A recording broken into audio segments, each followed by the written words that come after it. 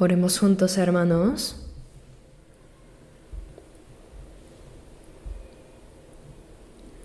Nuestro Dios Padre, santo y misericordioso, que nos amas. Vivíamos en pecado apartados de ti, pero tuviste compasión por nosotros.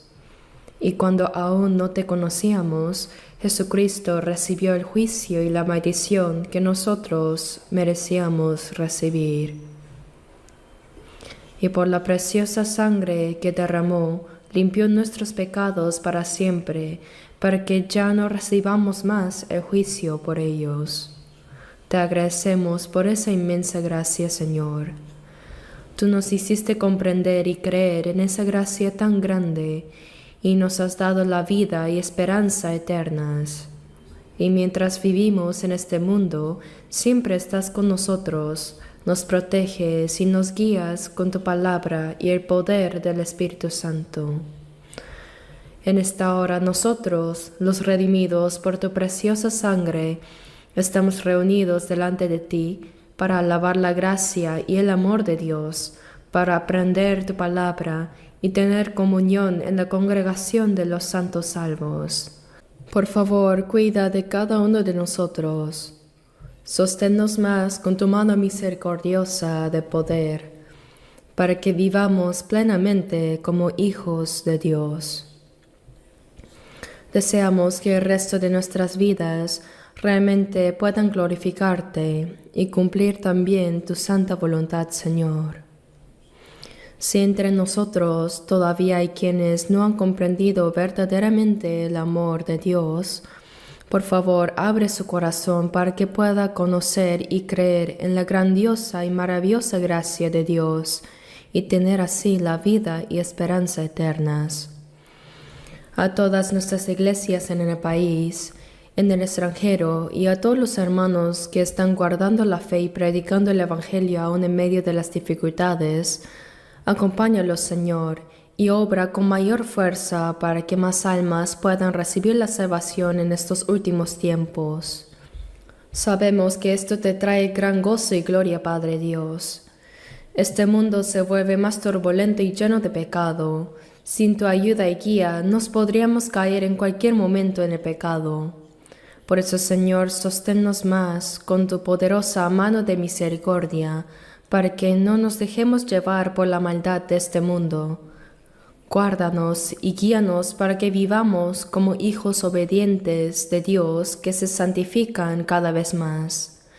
Señor, que nos enseñas la palabra necesaria en el momento oportuno y el camino por el que debemos andar, ahora también guíanos para que podamos entender la palabra y tu santa voluntad que quieres revelarnos hoy.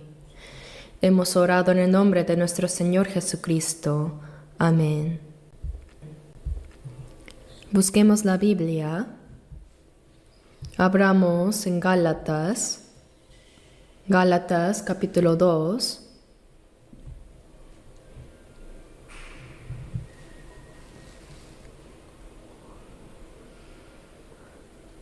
Gálatas capítulo 2.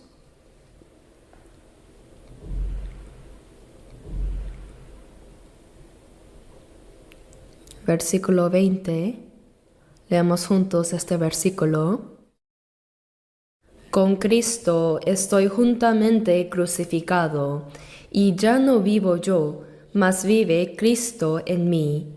Y lo que ahora vivo en la carne, lo vivo en la fe del Hijo de Dios, el cual me amó y se entregó a sí mismo por mí.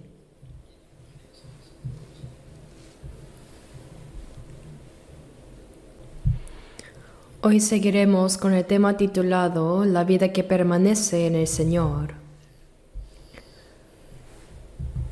La vida del cristiano renacido y salvo puede resumirse en una sola frase, que sería una vida que permanece en el Señor. Aquellos que no han sido salvos son todavía personas que están fuera del Señor, que viven sin relación con Dios. Pero nosotros vivimos dentro del Señor recibiendo su vida, su gracia, su palabra y su espíritu. Vivimos bajo su protección, dominio y dirección. Por eso podemos decir que es una vida que permanece en el Señor. A medida que aprendemos la Biblia, debemos examinarnos si realmente estoy en el Señor o aún fuera de Él. Si ya he recibido la salvación en el Señor, como dice Juan 14:20, dice, en aquel día vosotros conoceréis que yo estoy en mi Padre y vosotros en mí y yo en vosotros. Es decir, un salvo vive en el Señor y el Señor en él. Eso se refiere a un estado de unión con Cristo. Si eso solo existe en la Biblia, pero no se cumple en mi corazón ni en mi vida diaria, entonces no tengo ninguna relación con el Señor. Debemos tener la certeza de que verdaderamente estoy en el Señor y que Él está en mí, de modo que toda mi vida está bajo la protección, el gobierno y la dirección de Dios. Mientras aprendemos la palabra de Dios, debemos orar con más fervor, anhelar su gracia y vivir también según su voluntad, para experimentar en nuestro corazón y en nuestra vida que el Señor está en nosotros y nosotros en Él. El versículo que acabamos de leer forma parte del mensaje que el apóstol Pablo dirigió a los salvos de Galacia. Muchos de los pasajes de sus cartas expresan experiencias reales que él mismo vivió en su corazón y en su vida. Aquí dice yo. Dice yo. Se refiere al mismo apóstol Pablo que escribió estas palabras. Dice, con Cristo estoy juntamente crucificado. ¿Cuándo fue crucificado Pablo junto con Cristo? Después de que Jesús murió en la cruz y resucitó, el Evangelio comenzó a difundirse ampliamente. Y en ese tiempo, Pablo aún se llamaba Saulo. Él era del linaje de Benjamín, la tribu del primer rey de Israel. Su nombre también era Saulo, significa grande. Realmente Saulo era una persona que guardaba la ley con esmero y era muy celoso por Dios. Tenía tanto fervor que él pensaba que perseguir a los creyentes en Jesús era servir a Dios. ¿Y por qué pensaba así? Porque Saulo vivía en una región del Imperio Romano llamado Cilicia, en la ciudad de Tarso, que estaba bajo el dominio de Roma. Entonces, desde su nacimiento tenía la ciudadanía romana y estudió la ley bajo la enseñanza de Gamaliel. Gamaliel, como saben, fue un rabino muy respetado por todo el pueblo de Israel. Y Saulo recibió una educación especial bajo esa persona. Por eso se consideraba un hombre distinguido tanto por su estatus como por su formación en la ley y por la estricta observancia que practicaba. De verdad, era una persona sobresaliente. Sin embargo, él oyó rumores de que había personas muy malas que seguían a un tal Jesús, que había sido crucificado por oponerse al poder romano, y que llamaban a ese hombre Cristo. Parece que Saulo no había visto a Jesús en persona. Quizá no lo habrá visto porque vivía lejos en territorio romano. Pero oyó que ese joven llamado Jesús hijo del carpintero, había sido crucificado y que había gente que lo llamaba el Mesías, lo cual le parecía absurdo y extraño. Y escuchó también que mucha gente lo seguía.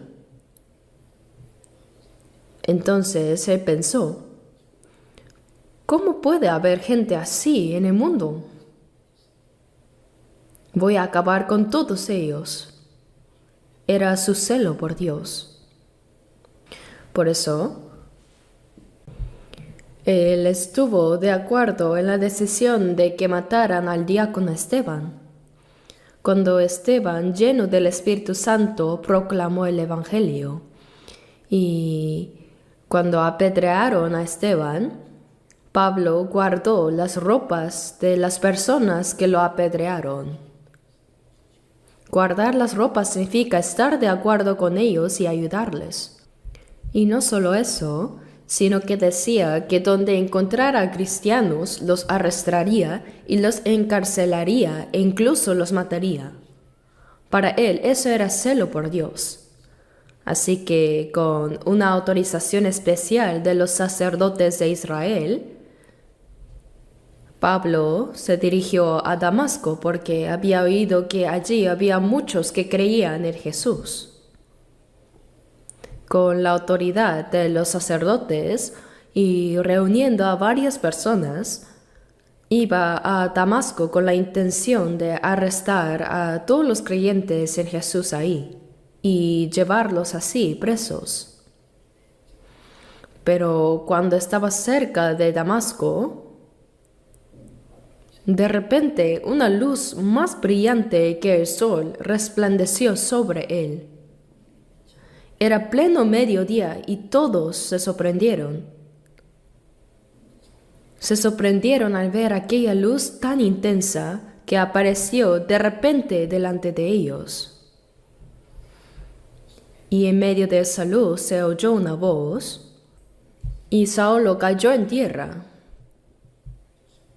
En Hechos 9:4, Dios dijo, Saulo, Saulo, ¿por qué me persigues? Entonces él respondió, ¿quién eres, Señor? Y le dijo, yo soy Jesús a quien tú persigues. Y en Hechos 26:14 el Señor añadió, ¿por qué me persigues? Dura cosa te es dar coces contra el aguijón. Es decir, cuando uno patea contra el aguijón, solo se hiere a sí mismo, ¿verdad? En ese momento, Saulo quedó ciego. Tal vez por la intensidad de la luz, sus ojos se oscurecieron y perdió la vista. Así que lo llevaron de la mano hasta Damasco y durante 3 días no comió ni bebió nada. Estaba en profunda confusión pensando, ¿acaso ese Jesús a quien yo he perseguido es realmente Cristo? Porque el Señor le había dicho, yo soy Jesús a quien tú persigues. En Damasco había un hombre llamado Ananías. No era el mismo Ananías que aparece en Hechos 5, sino otro. Dios le habló y le dijo, en Hechos 9:11, levántate y ve a la calle que se llama Derecha y busca en casa de Judas a uno llamado Saulo de Tarso. Y el Señor añadió, ve y bautízalo en el nombre del Señor Jesús y dile mi palabra. Pero Ananías respondió, Señor, ese hombre ha recibido autoridad para arrestar a los que creen en ti. Es el que nos persigue. Entonces el Señor le dijo, Hechos 9:15-16, ve porque instrumento escogido me es este, para llevar mi nombre en presencia de los gentiles y de reyes y de los hijos de Israel, porque yo le mostraré cuánto le es necesario padecer por mi nombre. Así que Ananías obedeció el mandato del Señor y fue al lugar donde estaba Saulo. Y dice, hermano Saulo, el Señor Jesús que se te apareció en el camino por donde venías, me ha enviado para que recibas la vista y al momento le cayeron de los ojos como escamas y recibió al instante la vista. Entonces le dijeron: levántate y recibe el bautismo y el lavamiento de tus pecados en el nombre del Señor Jesús. Así fue como Saulo comprendió que Jesús, a quien él había perseguido, era verdaderamente Cristo, el Hijo de Dios. Sus ojos fueron abiertos no solo físicamente, sino espiritualmente, y empezó a ver un nuevo mundo. Entendió que Jesús era el Mesías y que él había muerto en la cruz y resucitado para expiar los pecados de la humanidad. Y el Señor le reveló que lo usaría como un instrumento especial, como apóstol de los gentiles, para anunciar este evangelio. Desde ese momento, el apóstol Pablo pasó de ser un perseguidor del evangelio a un predicador del evangelio. Cuando comenzó a anunciar que Jesús es el Cristo, los judíos se sorprendieron y dijeron: ¿no eras tú quien debía arrestar a los que creían en Jesús? ¿Cómo es que ahora tú también crees en él? Entonces los judíos planearon matarlo, pero los cristianos de Damasco, sabiendo que al anochecer las puertas de la ciudad se cerraban, lo colocaron dentro de una canasta y lo bajaron por la muralla. Así logró escapar con vida. Después de eso no pudieron encontrarlo más. Dios llevó a Saulo al desierto de Arabia después por un tiempo. En ese lugar, Saulo fue preparado y entrenado espiritualmente. Luego, como apóstol de los gentiles, Dios lo usó poderosamente. En el Antiguo Testamento, el profeta más grande fue Moisés. Moisés no solo liberó al pueblo de Israel de la esclavitud en Egipto, donde habían sido siervos durante 400 años, sino que los condujo durante 40 años hasta la tierra de Canaán. A través de Moisés, Dios mostró muchos milagros y comunicó su palabra al pueblo de Israel. Él escribió los 5 primeros libros del Antiguo Testamento: Génesis, Éxodo, Levítico, Números y Deuteronomio. Y en el Nuevo Testamento, el apóstol más grande fue el apóstol Pablo, a quien Dios escogió aparte de los 12 discípulos de Jesús. Después de recibir la salvación, su nombre fue cambiado de Saulo a Pablo. Saulo significa grande, un nombre tomado del primer rey de Israel, y tenía un sentido de orgullo. En cambio, Pablo significa pequeño. El apóstol Pablo escribió 14 de los 27 libros del Nuevo Testamento. ¿No es asombroso? Por supuesto, no los escribió por voluntad propia, sino inspirado por el Espíritu Santo. La mayoría de esos escritos son cartas que Pablo envió a las iglesias que se formaron durante sus viajes misioneros. Mientras predicaba el Evangelio, Pablo siempre tuvo el deseo ardiente de ir a Roma. En aquel tiempo se decía que todos los caminos conducen a Roma. Él pensaba que si el Evangelio llegaba a Roma, podría extenderse rápidamente por todo el mundo que estaba bajo su dominio. Por eso, aunque Roma era un imperio poderoso, Pablo anhelaba profundamente ir a predicar allí el Evangelio. Entonces, cuando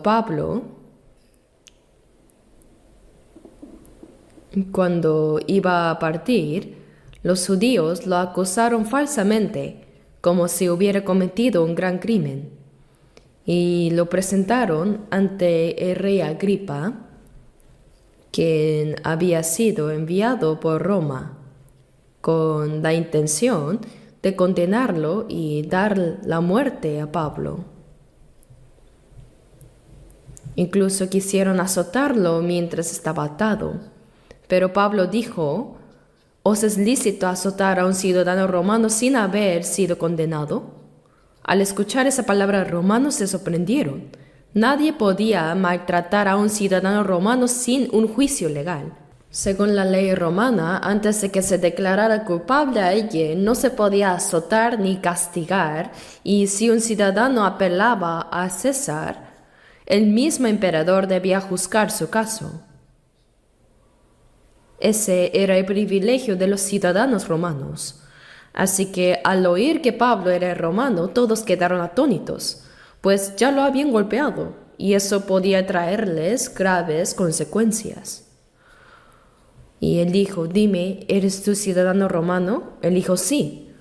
Pablo era judío de nacimiento, pero poseía ciudadanía romana.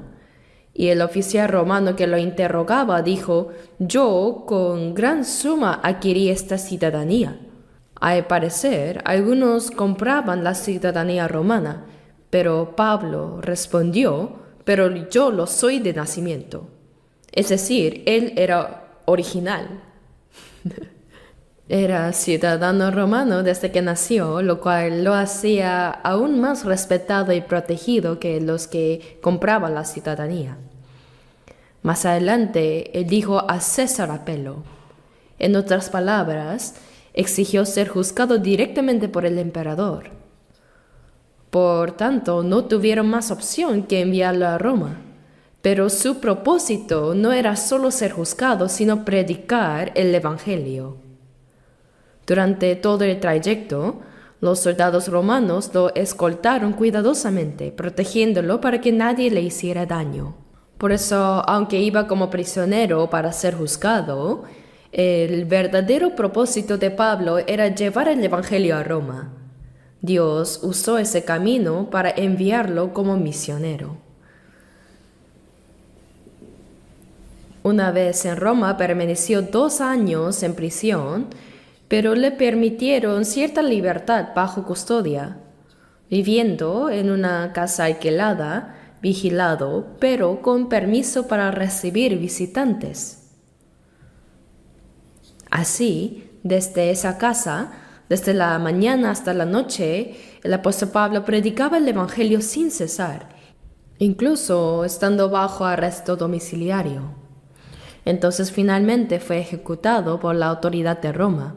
Yo visité la prisión subterránea donde estuvo encarcelado el apóstol Pablo en Roma. Era un sótano subterráneo con rejas arriba, olía a humedad y a moho, y estaba lleno de ratas.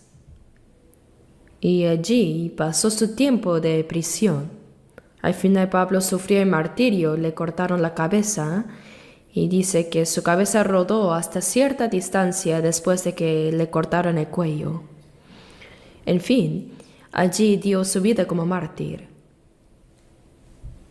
Yo me pregunto, si Dios lo envió a predicar a Roma, ¿por qué no le permitió predicar con más libertad? O quizá vivir un poco más para que pudiera seguir llevando el Evangelio por Europa, que era el gran deseo de Pablo. ¿Por qué Dios no le permitió eso? Pero hay que pensar, Dios es quien permite la muerte y nadie puede morir sin su permiso. ¿Por qué fue así? Creo que el hecho de que Pablo predicara en Roma durante 2 años es como un resumen en pequeño de los 2000 años del Nuevo Testamento.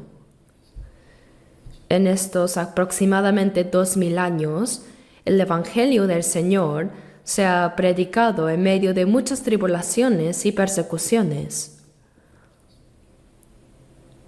Además de las 14 cartas que escribió Pablo en el Nuevo Testamento, otros apóstoles también escribieron las Escrituras.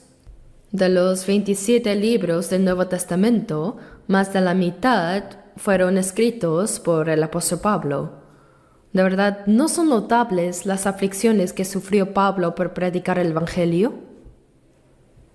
Él nunca predicó en medio de comodidad. Como dice en 2 Corintios 11, versículos 23 y 24, yo más, en trabajos más abundante, en azotes sin número, en cárceles más, en peligros de muerte muchas veces, De los judíos, 5 veces he recibido 40 azotes menos uno. Como hasta los soldados se consideraba demasiado cruel azotar 40 veces, lo azotaron uno menos, 39 veces. Realmente una persona podría morir. Recibió 39 azotes 5 veces, y dice que fue azotado con varas 3 veces. Y el versículo 26 dice, en caminos muchas veces, en peligros de ríos, peligros de ladrones, peligros de los de mi nación, peligros de los gentiles, peligros en la ciudad, peligros en el desierto, peligros en el mar, peligros entre falsos hermanos. Es decir, enfrentó todo tipo de peligros. También casi murió ahogado en el mar. Además, dijo en el versículo 27, en trabajo y fatiga, en muchos desvelos, en hambre y sed, en muchos ayunos, en frío y en desnudez. Él pasó hambre incontables veces, sufrió frío, desnudez, cansancio y todo tipo de aflicciones. Pero uno podría preguntarse, ¿por qué si Dios estaba con él tuvo que sufrir tanto? Cuando Pablo estaba preso y azotado, Dios se le apareció de noche y le dijo, Pablo, ten ánimo, no morirás. Pero uno podría pensar, si Dios quería protegerlo, ¿por qué no lo ayudó antes de que lo azotaran o antes de que lo encarcelaran? Después de recibir todo el azote y estar en prisión, Dios le dice, Pablo, ten ánimo, pues como has testificado de mí en Jerusalén, así es necesario que testifiques también en Roma. ¿Acaso no les parece extraño esto? Pero todo ese sufrimiento fue permitido por Dios. La vida del apóstol Pablo es un modelo para todos los cristianos. Por eso en 1 Corintios 11:1 él dice, sed imitadores de mí, así como yo de Cristo. Los discípulos le dijeron a Jesús en Juan 14:8, Señor, muéstranos al Padre y nos basta. Y Jesús respondió, el que me ha visto a mí ha visto al Padre. ¿Cómo pues dices tú, muéstranos al Padre? ¿Qué significa eso? Nadie puede ver a Dios, pero el Hijo unigénito que está en el seno del Padre es Jesús mismo. Jesús es Dios manifestado en forma humana, Él es igual a Dios. Así que las palabras de Jesús son las palabras de Dios. A través de Jesús se manifestó el amor de Dios. Él levantó a los muertos, limpió a los leprosos, calmó la tempestad y alimentó a más de 5,000 personas. Todo eso muestra que Él es el verdadero Dios. En aquel tiempo, para hacer pan, había que cultivar el trigo, trillar el grano y molerlo hasta hacerlo harina y luego preparar la masa para cocer el pan. Todo ese proceso era necesario para nosotros, pero ¿acaso Dios necesita algo así? Dios puede hacer pan al instante. ¿Eso les parece extraño? Él puede hacerlo y mucho más. Jesús dijo en Mateo 3:9, yo os digo que Dios puede levantar hijos a Abraham aún de estas piedras. Y cuando el diablo lo tentó, como dice Lucas 4:3, si eres hijo de Dios, di a esta piedra que se convierta en pan. Claro que podía hacerlo, pero no lo hizo porque era una tentación del diablo. Jesús es igual a Dios. Cuando se levantó una tempestad y el barco estaba a punto de hundirse, los discípulos se llenaron de miedo y dijeron, Maestro, ¿no tienes cuidado que pereceremos? Entonces Jesús les dijo, ¿por qué teméis, hombres de poca fe? Él estaba en la popa del barco durmiendo sobre un cabezal, como dice Marcos 4:38. Pero ¿por qué dormía? Porque tenía un cuerpo igual a nosotros. Estaba muy cansado. Se durmió en el mar de Galilea dentro del barco apoyado en una almohada. Yo he estado también 2 veces en el mar de Galilea. En una de esas ocasiones prediqué en medio del lago ante 20 pastores judíos, pero fue el sermón más corto de mi vida. La primera vez que fui, de pronto se levantó una gran tempestad en el lago. Uno pensaría que en un lago no pueden formarse olas tan fuertes, pero detrás está el monte Hermón, y cuando sopla el viento por los valles del Hermón, El mar de Galilea se agita con olas enormes. En esos momentos, ningún barco puede navegar. Recuerdo que justo cuando cruzamos al otro lado, había un restaurante a la orilla que vendía el llamado pescado de Pedro. Lo asan y lo sirven como especialidad local, pero no es tan rico. Pero lo comí como recuerdo. Y mientras tanto, las olas seguían levantándose con fuerza. Y me sorprendió mucho ver una tormenta tan grande en un lago. En esos momentos, ningún barco puede moverse por el mar, pero cuando Jesús se enfrentó a una tempestad así, dijo: «Calla, enmudece». Y de inmediato el mar, que se agitaba violentamente, se calmó y el viento cesó por completo, ¿no? Y los discípulos que estaban ahí se asombraron mucho y dijeron: «¿Quién es este que aún el viento y el mar le obedecen?». Ellos aún no comprendían quién era realmente Jesús. Jesús es el creador de los cielos y la tierra. En Isaías 48:13, Dios dijo: «Al llamarlos yo la tierra y los cielos, comparecieron juntamente». Es decir, si Jesús llama, el universo entero se detiene ante su voz. Él es Dios. Sin embargo, aquel que es Dios vino al mundo en forma humana y vivió como hombre durante 30 años en humildad, como hijo de un carpintero humilde. Y durante 3 años y medio llevó a cabo su ministerio público haciendo milagros, predicando la palabra y sufriendo innumerables aflicciones.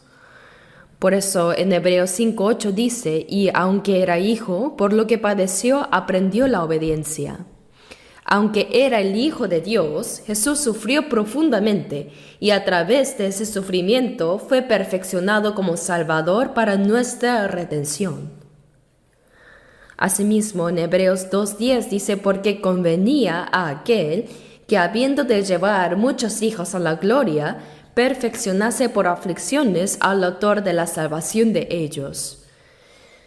Es decir, el Señor de nuestra salvación fue hecho perfecto a través del sufrimiento. Jesús, siendo igual a Dios, ¿por qué tuvo que sufrir tanto? Dios escogió a Pablo como apóstol de los gentiles. Le permitió escribir 14 libros del Nuevo Testamento y lo llenó del Espíritu Santo y de poder. Sin embargo, Pablo también sufrió hambre, sufrió frío, cansancio, desnudez y muchas privaciones.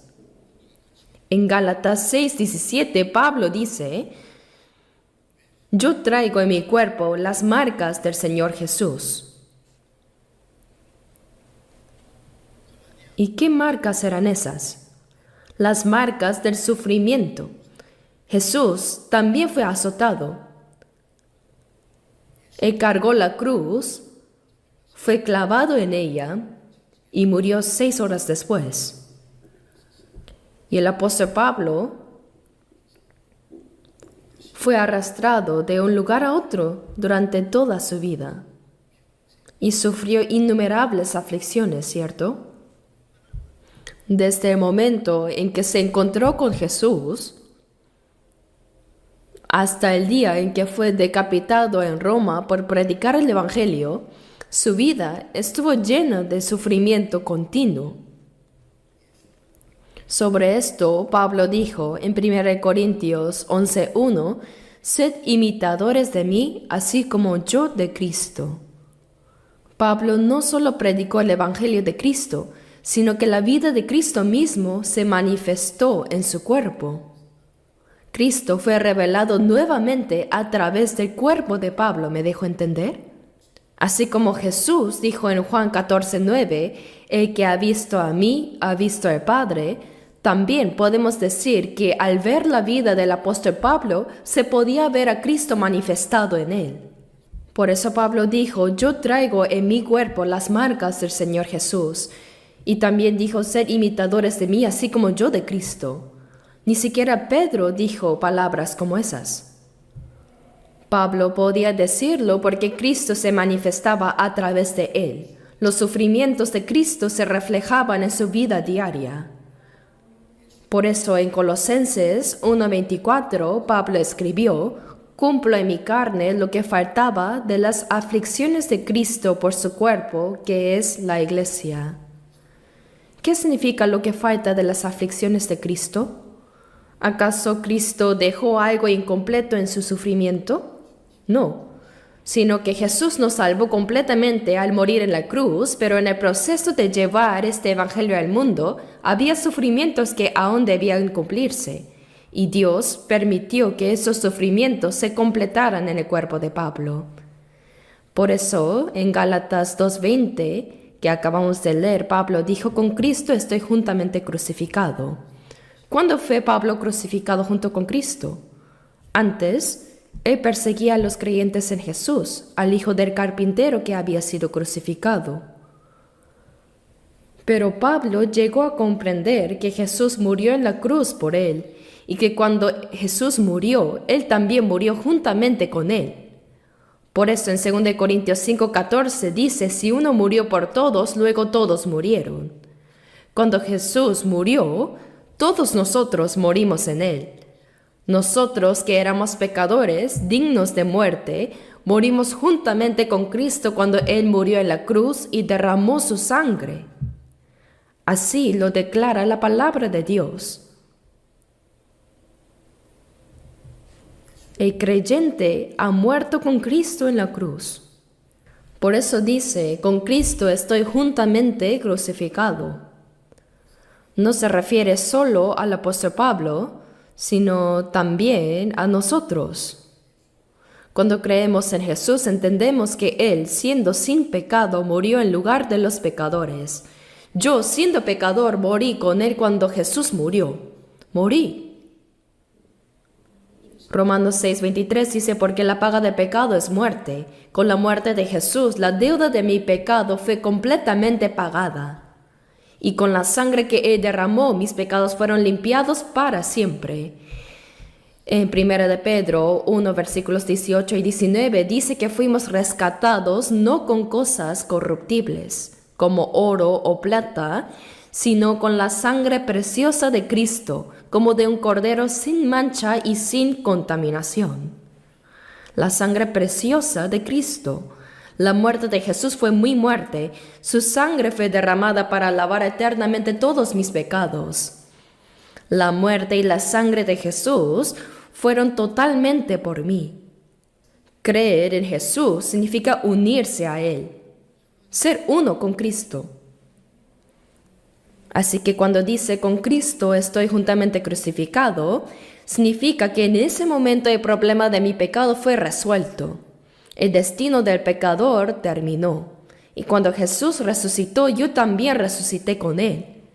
Cuando somos bautizados y entramos en el agua, ¿qué representa eso?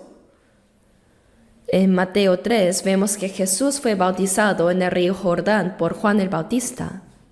Jesús, que no tenía pecado, ¿por qué recibió el bautismo?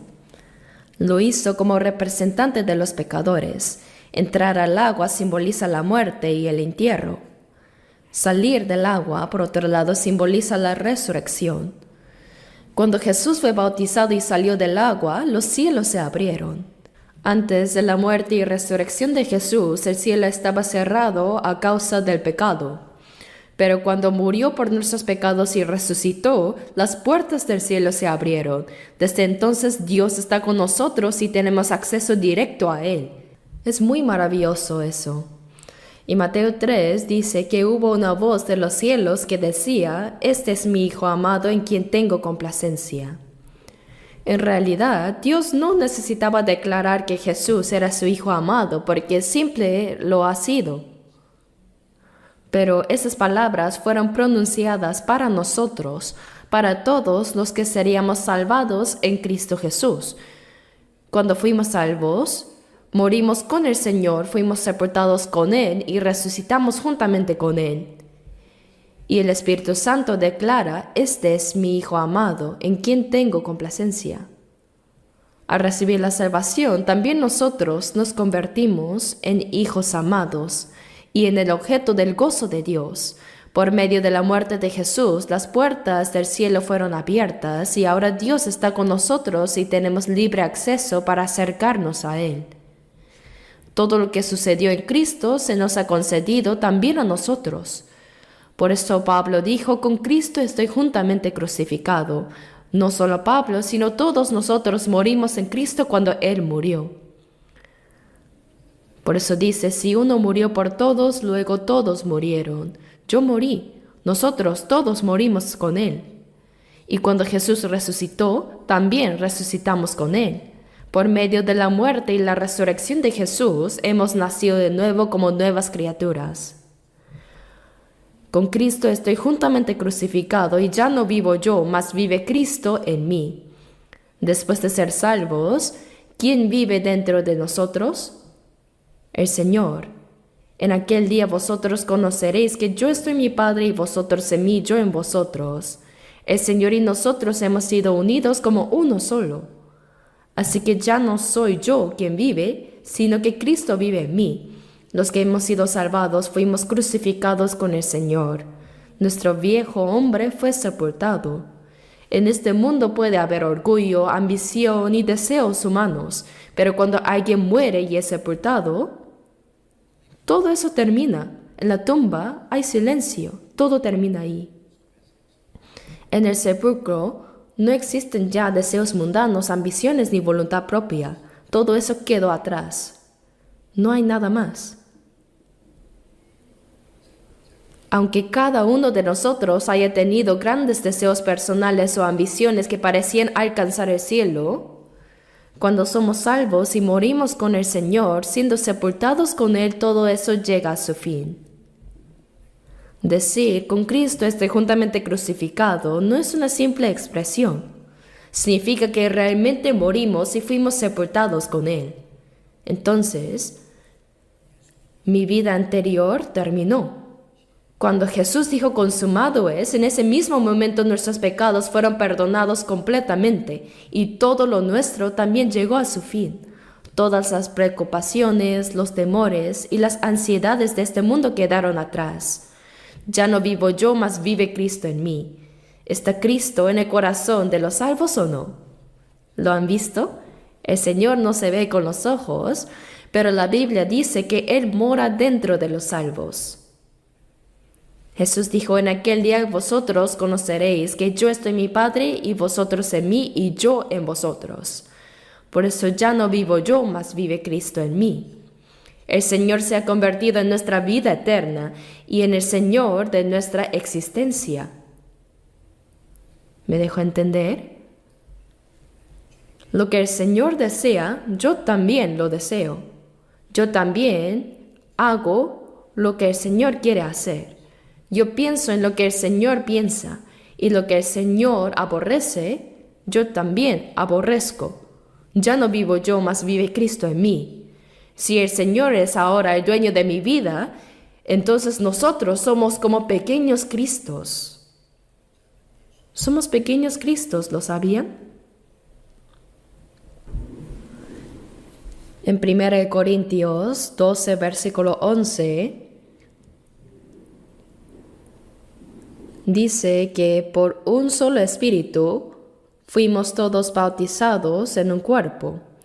Llegamos a ser un solo cuerpo, quiere decir. Somos muchos, pero hemos llegado a ser un solo espíritu. Llegamos a ser uno, llegamos a ser Cristo. A los salvos se les llama Cristo, es decir, pequeños Cristos cristianos. Veamos si la Biblia dice esto o no. Busquemos 1 Corintios 12.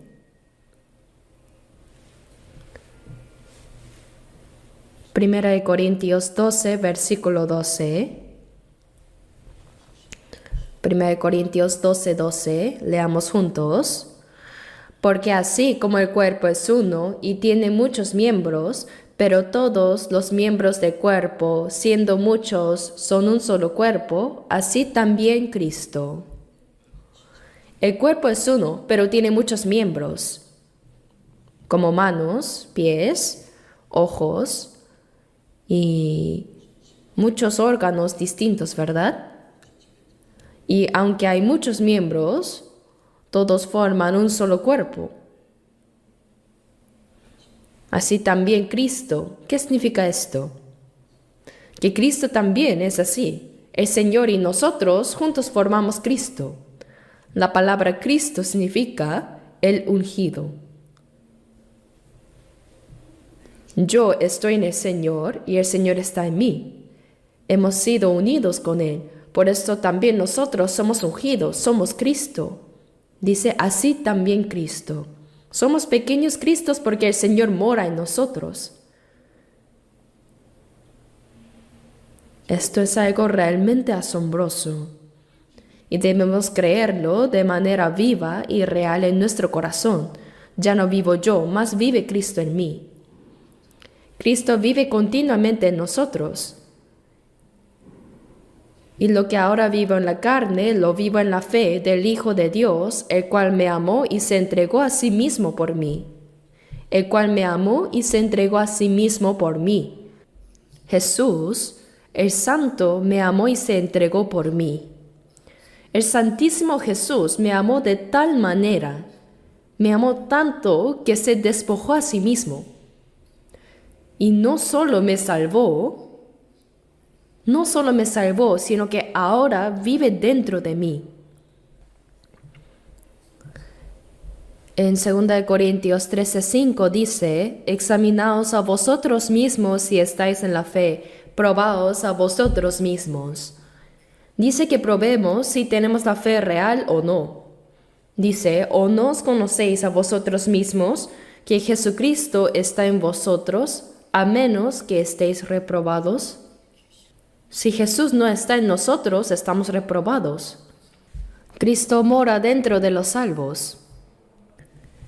Y en Romanos 8:9 dice, y si alguno no tiene el Espíritu de Cristo, no es de él. El Espíritu de Cristo mora en mí. Siempre el Señor en mí está, y yo siempre en Él.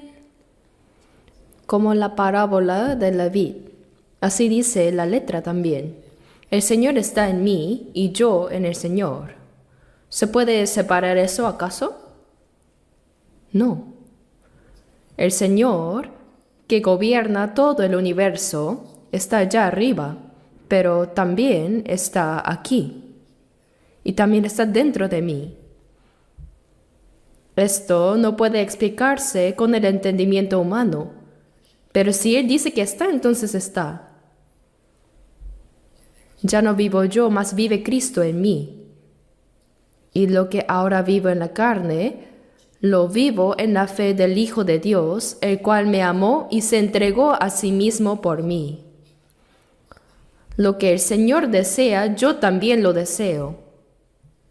Lo que Él quiere hacer, yo también quiero hacerlo. Y si es algo que desagrada al Señor, aunque yo lo desee, no debo hacerlo.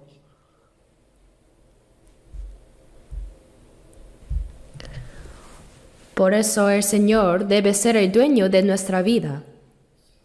Esa es la verdadera vida cristiana. Ya no vivo yo, mas vive Cristo en mí. Ese Señor gobierna mi vida.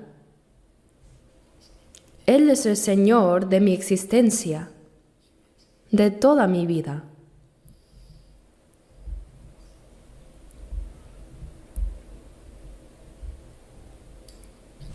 Veamos Gálatas capítulo 5, versículo 24.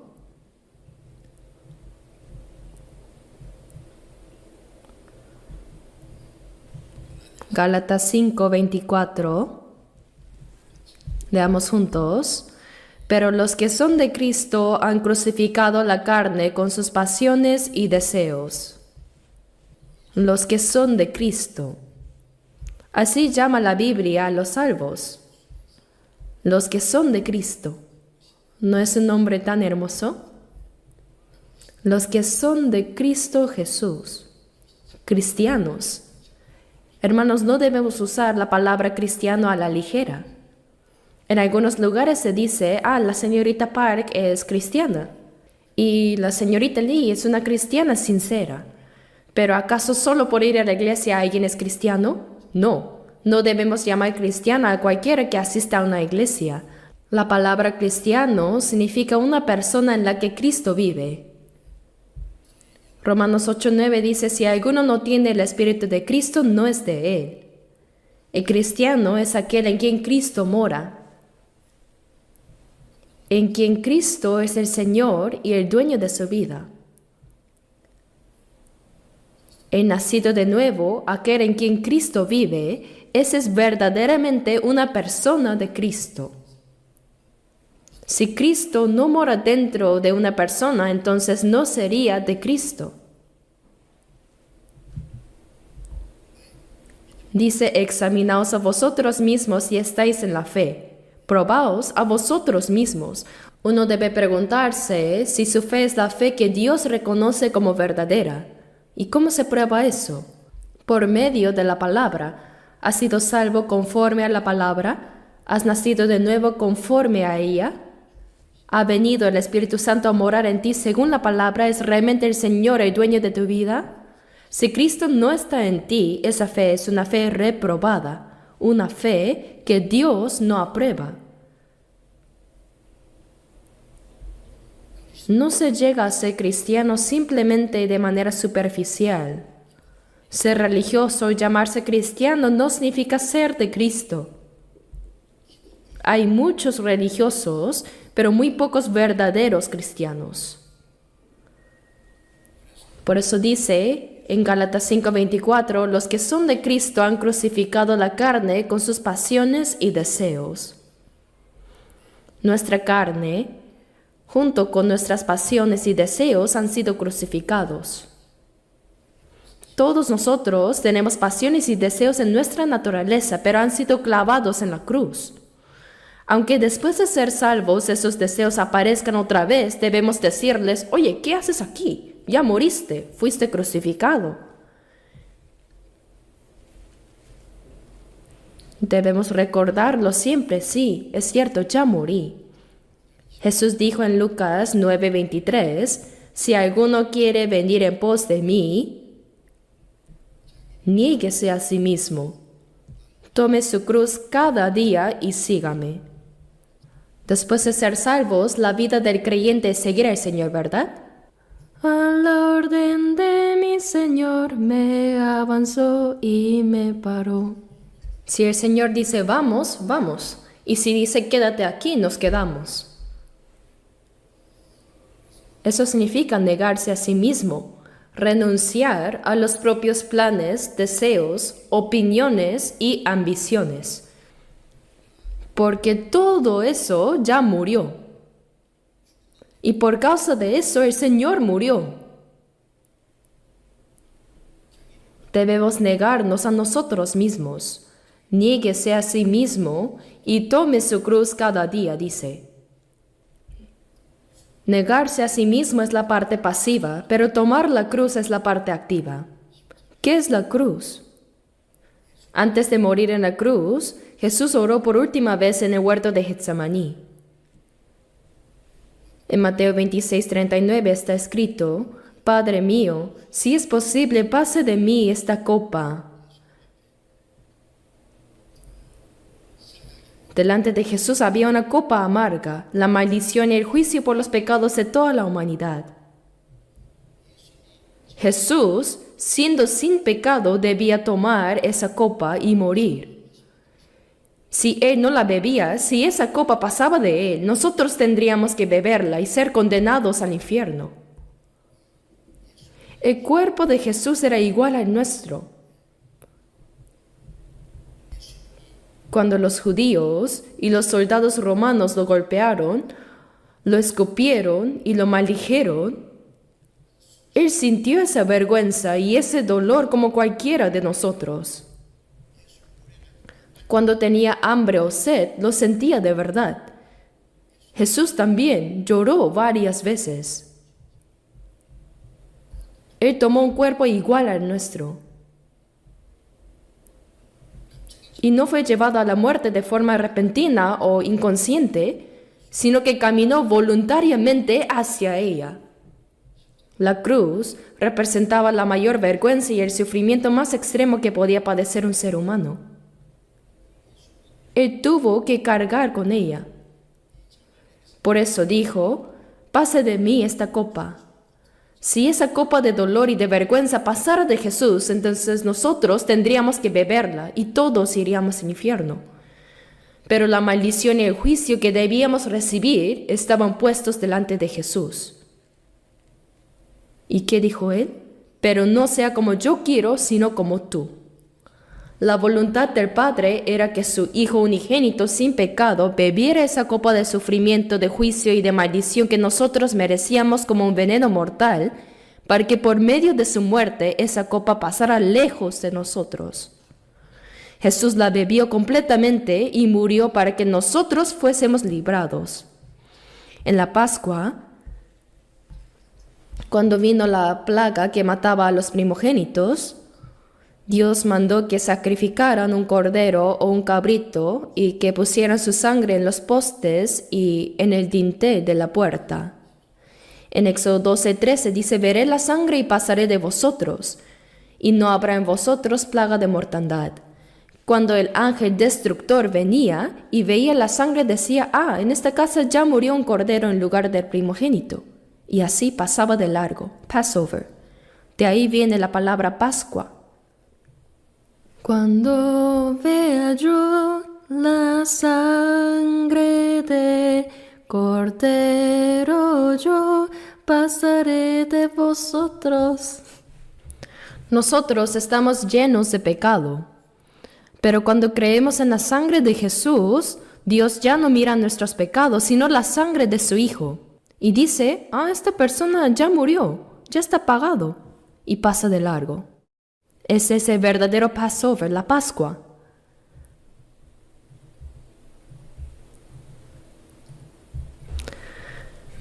El juicio y la condenación pasan de nosotros y ya no existen.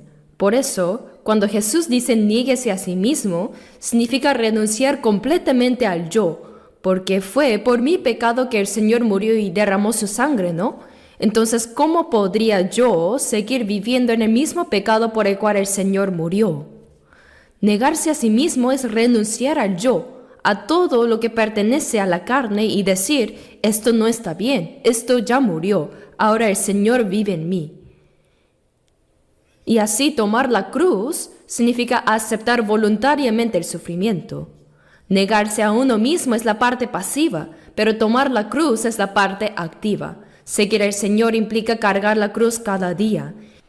Tenemos que cargar nuestra cruz cada día.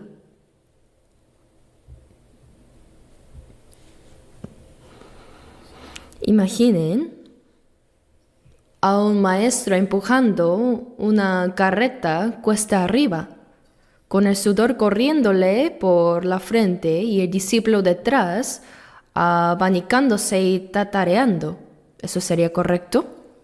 No, el discípulo debe empujar junto con su maestro. Así el Señor llevó la cruz y nosotros no podemos seguirlo cantando despreocupadamente. En cada huella que el Señor dejó hay sudor, lágrimas y sangre. Pedro también siguió esas huellas. Pablo también las siguió. Y nosotros debemos seguirlas hasta llegar delante del Señor también. Hermanos, nuestra vida cristiana es algo serio, es algo solemne. Paso a paso debemos buscar las huellas del Señor y caminar tras ellas. ¿Cómo quieren vivir? ¿Solo vivir según sus necesidades? ¿Cantar y orar los domingos? ¿Y llamar a eso adoración? No debe ser así. ¿Acaso en la Biblia dice que los creyentes dijeron, comencemos el culto y terminemos el culto? No dice eso. En Romanos 12:2 dice, os ruego por las misericordias de Dios que presentéis vuestros cuerpos en sacrificio vivo, santo, agradable a Dios, que es vuestro culto racional. No os conforméis a este siglo, sino transformaos por medio de la renovación de vuestro entendimiento, para que comprobéis cuál sea la buena voluntad de Dios, agradable y perfecta. El sacrificio se ofrece al Señor, y conocer cuál es la buena, agradable y perfecta voluntad de Dios y vivir conforme a esa voluntad es la verdadera adoración. Pero muchos dicen que adoran a Dios sin tener ninguna relación con su palabra. Jesús dijo, Dios es espíritu y los que le adoran en espíritu y en verdad es necesario que adoren. Dios no tiene carne ni huesos. ¿Acaso mira si cantamos bien o si el culto se ve solemne? No. Dios no ve como nosotros. Más bien, Él penetra en nuestro corazón. Dios es espíritu y los que le adoran en espíritu y en verdad es necesario que adoren. Cuando el Espíritu Santo viene, nos guía a toda verdad. Por eso toda nuestra vida guiada por el Espíritu y conforme a la verdad es adoración. Esa es la verdadera adoración. Cuando la gente dice vamos a adorar, a veces me sorprendo. Recuerdo cuando iba a la escuela secundaria los domingos, al llegar al templo el anciano pastor vestido con su túnica tradicional decía solemnemente: empecemos el culto. Los que adoran deben hacerlo en espíritu y en verdad. ¿Pero esto es adoración? ¿Acaso Dios es un chiste? ¿Estamos tomando a Dios como si fuera un ídolo? La adoración es que nuestras palabras, pensamientos y acciones estén en armonía con la buena, agradable y perfecta voluntad de Dios. Vivir dentro de esa voluntad es ofrecer un sacrificio vivo y una adoración espiritual. Esa es la verdadera adoración, ¿cierto?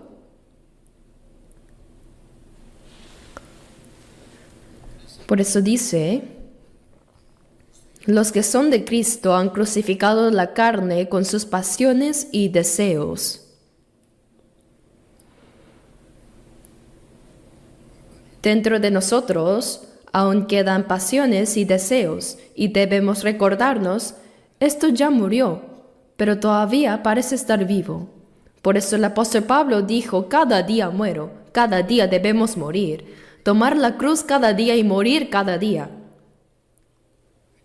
Cuando las pasiones y deseos aparecen debemos decir, tú ya moriste, aún no estás bien muerto, pero debes morir.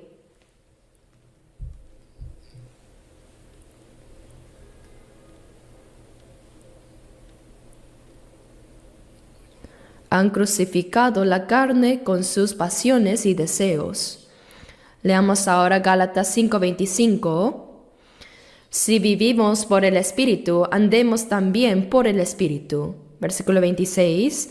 No nos hagamos vanagloriosos, irritándonos unos a otros, envidiándonos unos a otros. Dice, si vivimos por el Espíritu. Significa que si el Espíritu Santo mora en nosotros, si el Espíritu está verdaderamente vivo dentro de nosotros, entonces debemos vivir conforme a ella. Dice, andemos también por el Espíritu. Si el Señor mora en mí, debo vivir como dice. Ya no vivo yo, mas vive Cristo en mí. Debo dejar a un lado mis propios pensamientos, planes y deseos y vivir conforme a la voluntad del Señor que está en mí. El Espíritu Santo nos guía para vivir según la voluntad del Señor. Por eso Jesús dijo, níguese a sí mismo, tome su cruz cada día y sígame. La cruz significa morir, y sígame, dice, seguir al Señor, sea donde sea.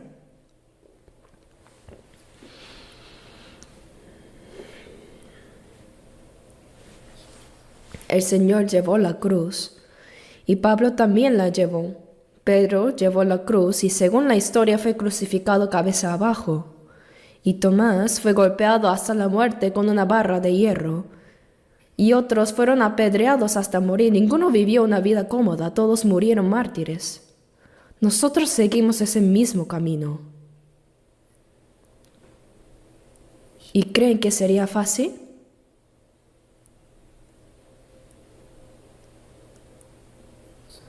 Romanos 8:17 dice,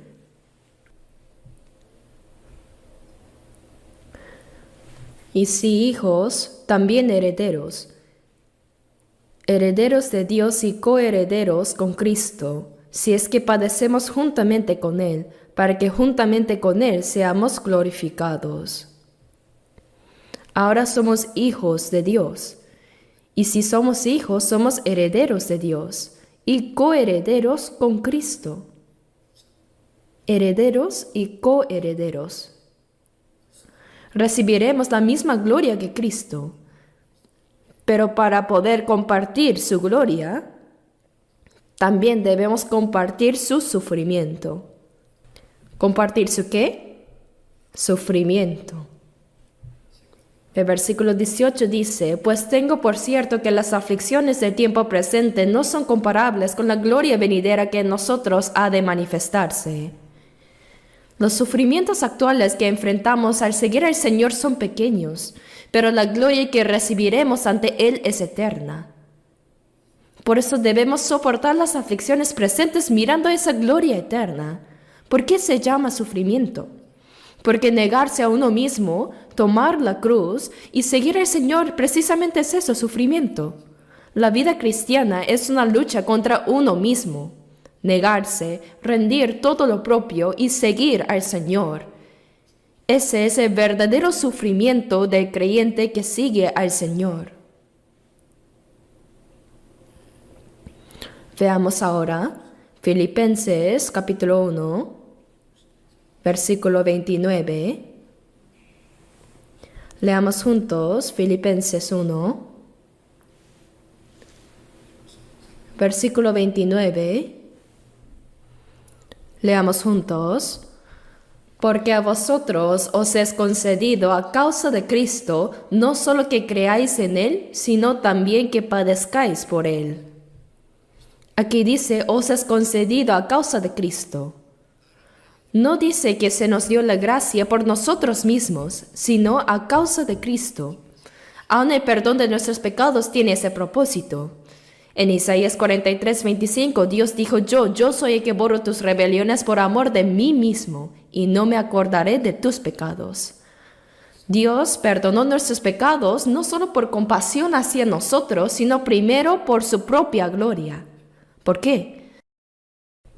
Porque el hombre fue creado a la imagen de Dios, pero si todos los que fueron creados a su imagen terminaran en el infierno, ¿quién perdería? Sería Dios quien quedaría deshonrado. Imaginen a un padre cuyos hijos mueren todos. Entonces, ¿podría él sentirse glorificado? No. La gloria de un padre es ver prosperar a sus hijos. De igual manera, aunque el hombre pecó, Dios borra nuestras rebeliones y pecados y nos salva para atraer nuestras vidas a su gloria. Así su nombre es exaltado. Por eso dice, yo borro tus rebeliones por amor de mí mismo. Aun cuando nos guía por el camino de la justicia, lo hace por su nombre. El Salmo 23:3 dice, me guiará por sendas de justicia por amor de su nombre. Todo lo que Dios hace, perdonarnos, guiarnos y salvarnos, es principalmente por amor de su nombre para su gloria. Os es concedido a causa de Cristo, dice. Dios nos dio su gracia y nos salvó ante todo por Cristo. Nuestra salvación tiene como primer propósito la gloria de Cristo. Fuimos salvos a causa de Cristo, para la gloria de Dios. Por eso dice, no solo que creáis en Él, sino también que padezcáis por Él. Si recibimos la gracia por Él, no solo debemos creer y ser salvos, sino también estar dispuestos a sufrir por Él. Debemos aceptar los sufrimientos que vengan por vivir conforme a la voluntad de Dios. Si queremos compartir la gloria de Cristo, también debemos participar de sus padecimientos. La salvación no es solo un privilegio, sino también un llamado a vivir y sufrir por la gloria del Señor.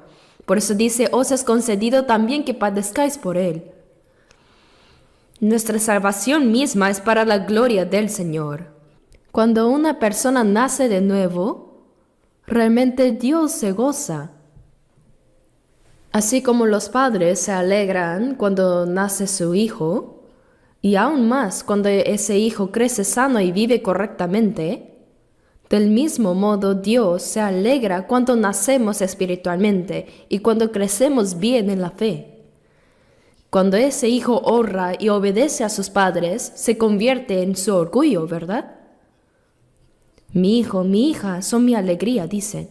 Así también cuando fuimos salvos, Dios se regocijó, y cuando seguimos madurando en la fe y viviendo conforme a su palabra, eso le trae placer y gloria a Dios. Pero vivir según la palabra de Dios implica negarse a uno mismo y seguir al Señor, y eso significa sufrir. Es ese sufrimiento del creyente.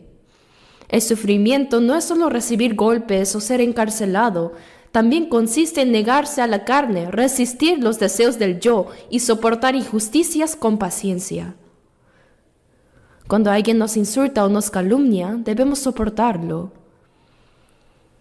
Jesús dijo en Mateo 5, 11 y 12, «Bienaventurados sois cuando por mi causa os vituperen y os persigan y digan toda clase de mal contra vosotros mintiendo. Gozaos y alegraos porque vuestro galardón es grande en los cielos, porque así persiguieron a los profetas que fueron antes de vosotros». Nosotros seguimos ese mismo camino. El Señor fue perseguido. La vida cristiana implica un sufrimiento que otros no entienden. No es el mismo sufrimiento que el del mundo. Es el sufrimiento que se padece por obedecer la voluntad de Dios. Ahora veamos Colosenses capítulo 3.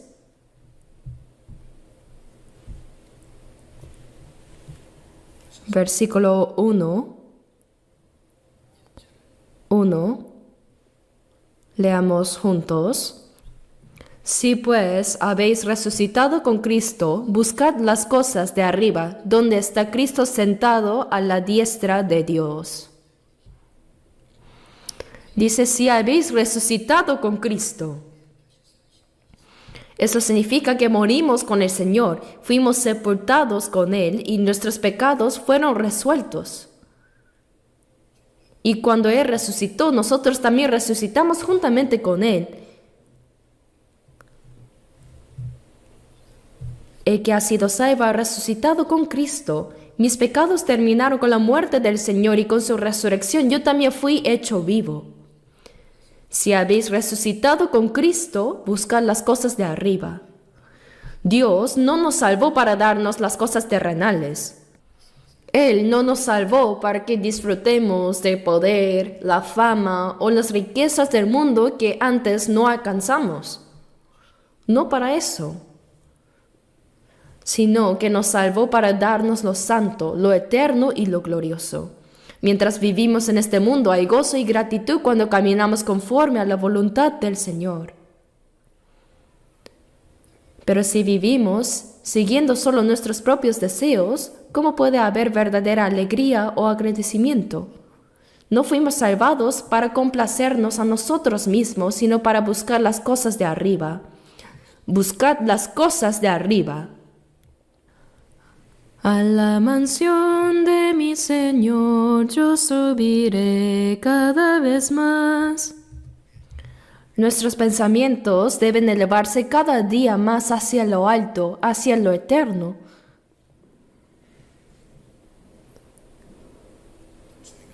Así como el águila extiende sus alas y se eleva, así algún día llegaremos a ese lugar santo, donde está Cristo sentado a la diestra de Dios. Nuestro Señor, quien nos salvó, está a la diestra del trono de Dios. Hacia Él debemos dirigir nuestra mirada y nuestro corazón mientras caminamos en esta vida.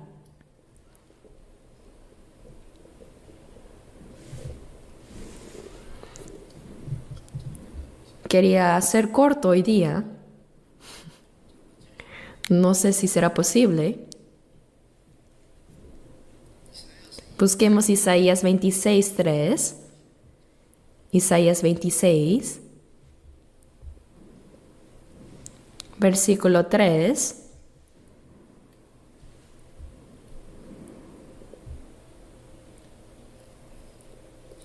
Capítulo 26,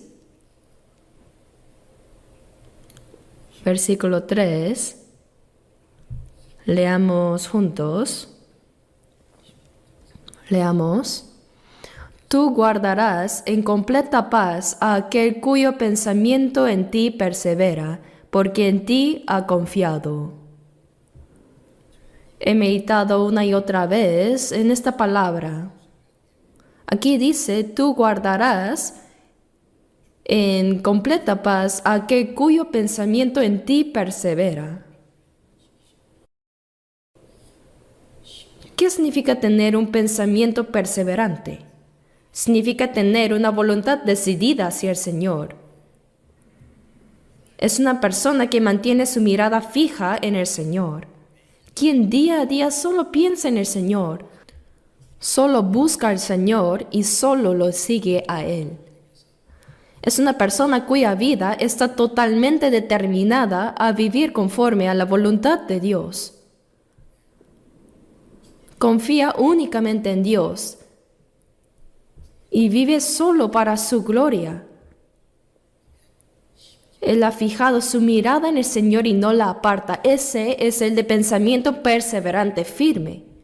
Dice, tú guardarás en completa paz a aquel cuyo pensamiento en ti persevera. En coreano dice paz sobre paz, una paz completa.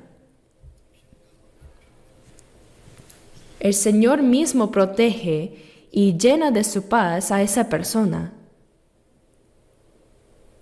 ¿Tienes en tu corazón quejas, insatisfacción o conflictos? ¿Por qué? ¿Por qué razón? Aunque vivas en pobreza o en dificultad, si el Señor está contigo, eso basta. Proverbios 17:1 dice, mejor es un bocado seco y en paz que casa de contiendas llena de provisiones. Algunos tienen de todo, pero siempre discuten, se enojan y se odian. Aunque tengan abundancia material, si el corazón está lleno de conflictos y descontento, ¿de qué sirve? La Biblia dice en 1 Timoteo 6:8, teniendo sustento y abrigo, estemos contentos con esto. Si tenemos al Señor con nosotros, eso es suficiente. Si Él está presente, podemos estar en paz aunque no tengamos mucho. Por eso debemos fijar nuestros ojos en el Señor, hacerlo nuestro propósito de vida y seguirlo con determinación. Ese es el hombre o la mujer de pensamiento, mente firme. Y a esa persona el Señor promete guardarla en perfecta paz. Porque en ti ha confiado, dice. Si el Señor está conmigo, no importa si soy pobre, si sufro o si otros no me reconocen o incluso me insultan. Nada de eso me importa. Lo único que importa es seguir paso a paso el camino que el Señor ya recorrió. Seguir al Señor es un camino solemne, serio. No se puede seguirle viviendo cómodamente, despreocupado o cantando sin compromiso. ¿Cómo se puede seguir así? Hay que orar más, obedecer su palabra y estar dispuesto a sacrificar y sufrir por seguirlo. Vamos junto con el Señor. Debemos ser personas de mente firme, que no apartan los ojos del Señor, sino que los mantengan fijos en Él. Que nuestra vida tenga un solo propósito: hágase tu voluntad, viva o muera. Esa es la persona de mente firme, y ese es el tipo de creyente que Dios desea y en quien se complace. No debemos ser cristianos solo de apariencia. Algunos se alegran porque fueron salvos, dan gracias, cantan, pero luego viven a su manera. Pero eso no es lo que el Señor desea. Toda nuestra mente, nuestra vida, nuestras palabras y acciones deben estar en armonía. También nuestras oraciones deben ser sinceras. Hay quienes cuando oran parecen amar mucho a Dios y usan palabras tan hermosas, pero creen que Dios se complace solo con eso. ¿Acaso dice, qué bien oras? No. Hay personas que oran con mucha elocuencia, pero también hay quienes al orar apenas pueden decir, Padre, Señor, Padre, Señor, y terminan así. Sin embargo, Dios entiende perfectamente todo. Un niño pequeño que apenas puede decir mamá, papá, sus padres lo entienden todo, ¿verdad? Así también Dios. ¿Acaso necesitamos hablar con elegancia para que Él nos escuche? No es así. Él ve todo nuestro corazón. Si decimos cosas que no sentimos, Él podría decirnos, ¿qué estás diciendo? Eso no está en tu corazón, solo lo repites con la boca. En Salmo 33:1 dice, alegraos, oh justos, en Jehová. En los íntegros es hermosa la alabanza. La alabanza pertenece a los de corazón recto. Las letras de los himnos son hermosas, hablan de fidelidad, de oración, de testimonio, de obediencia al Señor. Pero nuestra alabanza debe ser sincera. Si no hay nada de eso en el corazón y solo repetimos palabras, ¿qué somos entonces? ¿Somos loros? Hay aves como el mainá que pueden repetir frases humanas perfectamente. Algunos hasta dicen, Señor presidente, gracias por su trabajo por la nación. ¿Acaso entienden lo que dicen? No, solo repiten lo que se les enseñó. Así también son los loros. Si nosotros alabamos o oramos como los loros, ¿creen que Dios se agradaría de eso? Él podría decir, no entiendo lo que dices. Tus palabras no tienen corazón. Debemos ser cristianos así en nombre como en realidad. Debemos vivir realmente como hijos de Dios, dando cada paso según su palabra, avanzando hacia el Señor. El día de regreso del Señor está cerca. Por eso vivamos como verdaderos creyentes de manera digna ante sus ojos. Gálatas 2:20. Todos ya lo saben de memoria, ¿verdad? Si no, no almuercen hasta que lo hagan. Antes de que almuercen, tienen que memorizarlo. Léanlo 10 veces y lo recordarán.